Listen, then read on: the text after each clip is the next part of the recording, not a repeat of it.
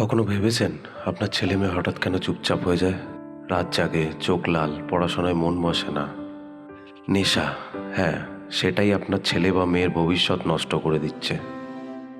নেশা মানে কিন্তু শুধু ড্রাগস না, প্রেসক্রাইব মেডিসিন, ঘুমের ওষুধ, মদ, বিড়ি, সিগারেট, গাঁজা, এগুলো সবগুলোই কিন্তু নেশার মধ্যে পড়ে। এই সব থেকেই আসক্তি তৈরি হয়, আর এই আসক্তি তাদেরকে আরও ধীরে ধীরে অন্ধকারের দিকে নিয়ে যাচ্ছে। কিন্তু আপনারা বা আমরা বা সবাই বাবা মা হিসেবে কি করি? মারধর করি, বকুনি দিই বা চুপচাপ থাকি।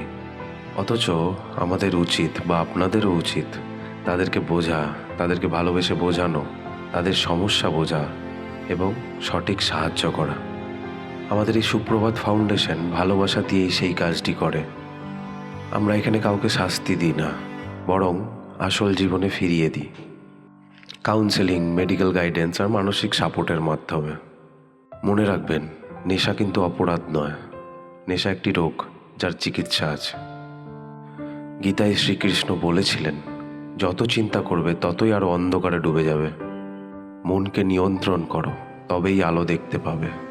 তাহলে আসুন, আপনার সন্তানকে ফিরিয়ে আনুন জীবনে আলোর দিশায়। নেশা নয়, আশাই হোক জীবনের দিশা। বয়স কত? 12 তো। এবার কবে থেকে নেশা করছিস? 5 দিন বয়স। আর কি নেশা? পাতার নেশা। আর তোর এখানে এসে কেমন লাগছে? বা এখানে মানে ছাড়াতে সুবিধা কেমন হয়েছে? এখন কি শরীর ভালো লাগছে? এখানে তো শরীর ভালো লাগে। এখন শরীর ভালো লাগছে। এখানে সবাই কেমন হেল্পফুল? সবাই সাহায্য করেছে? সবাই নেশা ছাড়তে সাহায্য করেছে তো? এখন তো নেশা ছেড়ে তারপর বাইরে গিয়ে কেমন লাগবে? আগে থেকে ভালো না এখন? আগে থেকে ভালো লাগবে?